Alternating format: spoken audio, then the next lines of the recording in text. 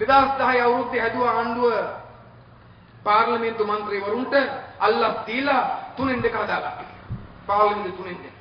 සතමුණා කල්පනා කරන්න මේ මහින්ද රාජපක්ෂ මහත්තයාගේ ආණ්ඩුවේ තියෙන 3න් 2 බලය සදාචාර සම්පන්න 3න් 2ක් නෙවෙයි. නීත්‍යානුකූල 3න් 2ක් නෙවෙයි.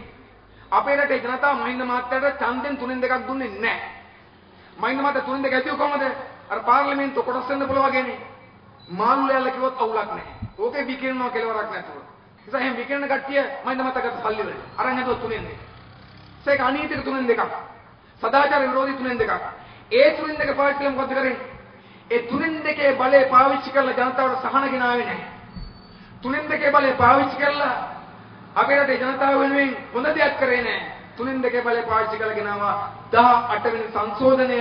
ඒකෙන් ජනාධිපතිවරයාට ලැබිච්ච දූරකාලික සීමාව වයින් කරගෙන සදාකාලික බලයේ ඉන්න පාර කපගත්තා. අපි අහන්න කැමති අර ආණ්ඩුවේ ඉන්නවනේ කට්ටියක් කවුද? ආණ්ඩුව ඇතුලේ ඉන්නවා අමුතු කට්ටියක්. අපි ඒගොල්ලන්ට කියන්න පුළුවන් හොඳම තමයි ආණ්ඩුවේ ඉන්න ප්‍රවේණ දාසු කට්ටියක් ඉන්නවා. ප්‍රවේණ දාසු කියලා කියන සාමාන්‍යයෙන් ඔය වැඩවසම් සමය තියෙන කාලේ ඉඩම් හිමි වෙයියා ඉඩම් හිමි යටතේ වැඩ කරා ප්‍රවේණ දාසු. ප්‍රවේණියෙන් දාසු. ඒක උපතින් දාසු. ඒගොල්ලෝ බැඳිලා ඉන්නේ. ඉඩම් හිමියා වෙනුවෙන් ප්‍රභූවරය වෙනුවෙන් ඕන එකක් කරනවා. මේ ආණ්ඩුව ඇතුලේ තියෙන එහෙම කණ්ඩායම ප්‍රවේණ දාස කණ්ඩායමක් ඉන්නවා. ආණ්ඩුව කියන ඕන එකට අත උස්සන. කිව්වොත් එහෙම ගහපන් බල්ටි කියලා බල්ටි කරනවා. කතාව පවත්වන කිව්වොත් කතාව පවත්වනවා. සින්දුවක් කියන්නේ කිව්වොත් සින්දුවක් කියන ඔක්කොම જાති කරන ආණ්ඩුව කියන જાති. ප්‍රවේණ දාස කට්ටියක් ඉන්නවා.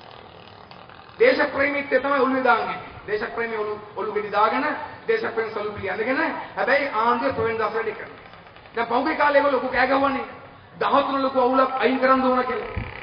13 වෙනි සංශෝධනය ලංකාවට හානි කරයි අයින් කරනවා කියලා කෑ ගැහුවා.